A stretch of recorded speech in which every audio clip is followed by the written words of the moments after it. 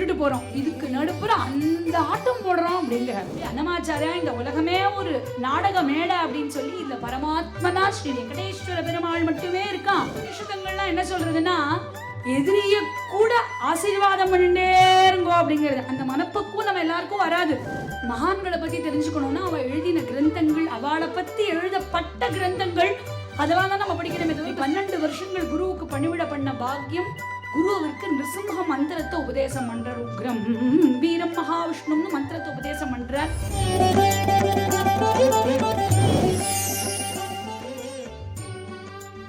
ஷேக்ஸ்பியரோட அழகான கோட்ஸ் இருக்கும் இல்லையா, all the world's a stage and all the men and women merely players, they have their exists and their entrances and one man in this time plays many parts அப்படிங்கிற மாதிரி எல்லாமே ஒரு நாடக மேடைங்கிறார். பிறக்கிறோம், புனரபி ஜனனம் புனரபி மரணம் புனரபி சயனே ஜடரே சயனம். இந்த உடம்பு ஒரு நாள் எடுத்துக்கிறோம், இந்த உடம்பு ஒரு நாள் விட்டுட்டு போறோம், இதுக்கு நடுப்புற அந்த ஆட்டம் போடுறோம் அப்படிங்கிற. பக்த மீரா கூட பாடுறா, இந்த உடம்ப 5 கலர் உள்ள ஒரு சட்டை அப்படிங்கிறா. நம்ம சொல்லுவோம் இல்லையா, பாஞ்ச பௌத்திகமான சரீரம்னு. 5 கலர் உள்ள சொட்டை. இன்னைக்கு இந்த சட்டை இன்னைக்கே எவ்வளோ நாள் போட்டுட்டு இருப்பேன், அதை துவைக்க போடணும் இல்லையா, அது மாதிரி நம்ம வருவோம் போவோம். ஆனா இதுக்கு நடுப்புற இந்த பிரபஞ்சத்துல அல்டிமேட்டா யார் இருக்கா, இந்த பகவான் மொத்தம் இருக்கான். இப்படி அன்னமாச்சாரியா இந்த உலகமே ஒரு நாடக மேடை அப்படின்னு சொல்லி இதுல பரமாத்மனா ஸ்ரீ வெங்கடேஸ்வர பெருமாள் மட்டுமே இருக்கான். அவனை கெட்டியா பிடிச்சுக்கோ.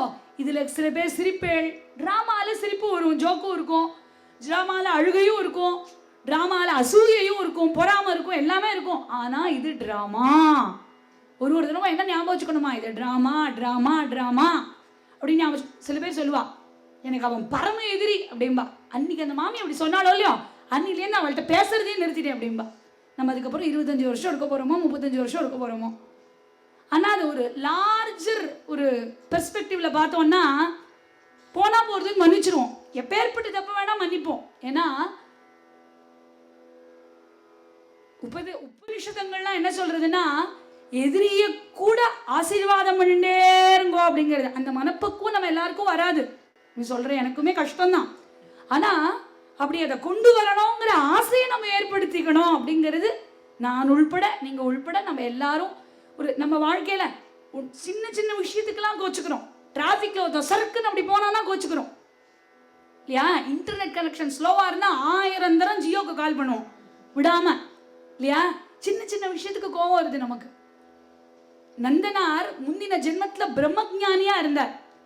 பிரம்மஞானியா இருந்த போது பிரம்மஞானியெல்லாம் கோச்சுக்கவே கூடாது. ஒரு சின்ன விஷயத்துக்காக ஒரு பஞ்சமனை கோச்சுண்டார். அதனாலதான் பிறவியே இல்லாத பிரம்மஞானிக்கு மறுபடியும் ஒரு பிறவி வந்தது. அவர் நந்தனாரா பிறந்தார். ஒரு பிரம்மஞானிக்கே நந்தனாரா பிறந்தார்னா நம்ம எல்லாம் ஒரு நாளைக்கு எவ்வளவு தூரம் கோச்சுக்கிறோம்னு கணக்கு போட்டு பாருங்க.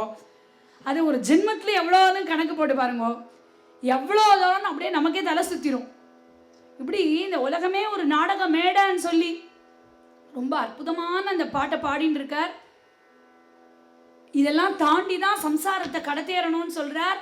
அப்படியே வேற யார் உருக்கமா பாட முடியும், இப்படி பாடுறார். ஒரு வழியா பிள்ளையாண்டன அம்மா பார்த்துட்டா, சந்தோஷப்பட்டா. அன்னமையா அப்படின்னு கூப்பிட குரலை கேட்ட மாத்திரத்திலே அவரோட சந்தோஷத்துக்கு அளவில்லை. அம்மாவுக்கு நமஸ்காரம் பண்றார்.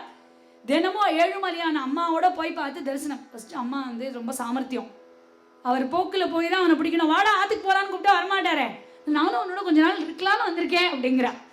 கொஞ்ச நாள் இருந்தார் அம்மா மாதிரியா. அடுத்தது கொஞ்ச நாள் கழிச்சு என்ன சொல்லுவா, அம்மா இப்போ என்ன வயசு இருக்கும், ஒரு 25 வயசு இருக்குமா சார், அதனால உனக்கு ஒரு கல்யாணம் பண்ணி வைக்கணும்டா அப்படின்னா பிள்ளைகிட்ட. அப்பா உன்னை பார்க்காம தவிக்கிறார், இன்னைக்கு கிளம்பி ஊருக்கு போயிட்டு வா. இந்த கல்யாணங்கிறது ரொம்பவே ஒரு விட்டியான சப்ஜெக்ட். என்ன பண்ணுவானா, ஒரு பிள்ளைக்கு நல்ல சாமர்த்தியம் இருந்தால் சாமர்த்தியமா இருக்கு, நீ ஜாமன்னு கல்யாணம் பண்ணிக்கோம்பா. பிள்ளை கொஞ்சம் அசடா இருந்ததுன்னா, உனக்கு நல்ல சாமர்த்தியமா ஒரு பொண்ணு பார்க்குறேன், நீ கல்யாணம் பண்ணிக்கோம்பா. ஆக மொத்தத்துல கல்யாணம் பண்ணிக்கோம்பா. அதனால அன்னமாச்சாரியார்கிட்ட சொல்றான், நம்ம வம்சம் தழைக்க வேண்டாமா, நீ ஒரு கல்யாணம் பண்ணிக்கோ அப்படிங்கிற. இந்த மகான்களை பத்தி தெரிஞ்சுக்கணும்னா அவ எழுதின கிரந்தங்கள், அவளை பத்தி எழுதப்பட்ட கிரந்தங்கள், அதெல்லாம் தான் நம்ம படிக்கணுமே தவிர இப்போ சினிமா பார்த்தோம்னு வச்சுக்கோங்க, அதுல நிறைய இடைச்செருகல்கள்லாம் இருக்கும்.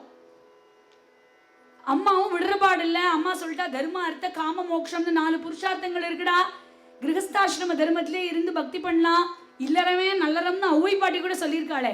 இப்படிலாம் சொல்ல கிரகஸ்தாசிரமத்தில் இருந்துட்டு பக்தி பண்ண யாரா வேண்டான்னது, நாராயணா நீயே கத்தின்னு கூட இருறேன், எங்களுக்கு ஒரு மாட்டு பொண்ணு ஒரு பேரம்பேத்தி இல்லைன்னா நாங்கள் கொஞ்சிட்டு போகிறோம், நீங்கள் பாடு பக்தி பண்ணுங்கிறா. அம்மா சொல்லியும் கேட்கல.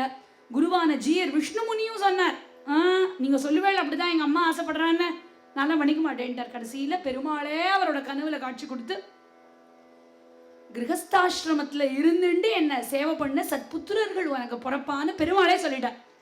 பெருமாள் சொன்னா மட்டும்தான் அன்னமாச்சாரியா கேட்பார், பாக்கி யார் சொன்னாலும் கேட்கல. அதனால அம்மா அப்பா பேச்ச கேளுன்னு பெருமாளே சொல்லிட்டார். பார்த்துக்கோங்க, அம்மா அப்பா பேச்ச கேளுன்னு பெருமாளே சொல்லிட்டார். சாக்ஷாத் சுவாமியோட ஆணை, அம்மா அப்பாவோட ஆணை, குருவோட ஆசை எல்லாமே கலந்து கல்யாணத்துக்கு ஒத்துண்டார். தாழப்பாக்கம் வந்து சேர்ந்தார். அப்பாவுக்கு ரொம்ப ஆனந்தம். ஒரு வழியா கல்யாணத்துக்கு பொண்ணு தேடினா அடுத்த முட்டுக்கட்டையா இருக்கிறது என்ன, உங்க பிள்ளைக்கு என்ன சம்பாத்தியம், 12 lakhs அப்படின்னு மேட்ரிமோனியில் போட்ட 12 lakhs பெர் ஆனமா பெர் மந்தா அப்படின்னு கேட்பா. அடுத்தது ஏன்னா இப்படிலாம் கேட்குற காலம் இது. அதனால இவரும் வாழ்க்கையிலேயே இன்ட்ரெஸ்ட் இல்லை, ஏதோ பாட்டு பாடிட்டு இருக்காரு. இவருக்கு யார் பொண்ணு கொடுப்பான்னு பார்த்தா ரொம்ப கஷ்டப்பட்டு ஒரு பொண்ணு கிடைச்சாளா அப்படின்னு நீங்க கேட்கலாம். 2 பொண்ணு கிடைச்சிட்டா. திருமலம்மா அக்கலம்மா அப்படின்னு 2 பேர் கிடைச்சா. குணவதிகள். தாழப்பாக்கம் வந்து சேர்றார். ரொம்ப இப்படி ஆனந்தமா கல்யாணம் ஆச்சு. மனைவியோரோட பல க்ஷேத்திரங்களுக்கு போயிட்டு வரார். அப்படியே அகோபிலம் வரார். அங்கே நரசிம்ம சுவாமியை திவ்ய தரிசனம் பண்றார். அகோபிலமர நரசிம்மர் மேல நிறைய கீர்த்தனங்கள் பாடுறார். அன்னமாச்சாரியா பாட்டு அகோபில நரசிம்மருக்கு நிறையா இருக்கு. சடகோபயத்தின்னு அகோபிலமட ஜீயர்கிட்ட சிஷ்யரா 12 வருஷம் தங்கி அவருக்கு சிசுருஷ பண்றார். ஆகம சாஸ்திரங்கள்லாம் கத்துக்கிறார். இப்படி 12 வருஷங்கள் குருவுக்கு பணிவிட பண்ண பாக்கியம். குருவிற்கு நிருசிம்ம மந்திரத்தை உபதேசம் பண்றார். உக்ரம் வீரம் மகாவிஷ்ணும்னு மந்திரத்தை உபதேசம் பண்றார். குருமுகமா நிருசிம்ம மந்திரம் உபதேசம் வாங்கிட்டார். நரசிம்ம மந்திரம் 32 அக்ஷரம் நமக்கு தெரியும். அதனால அவர் 32,000 பாட்டு பாடினார். மேலும் இது போன்ற சிறப்பான நிகழ்ச்சிகளை காண இப்போவே லைக் பண்ணுங்க, ஷேர் பண்ணுங்க, மறக்காம சப்ஸ்கிரைப் பண்ணுங்க.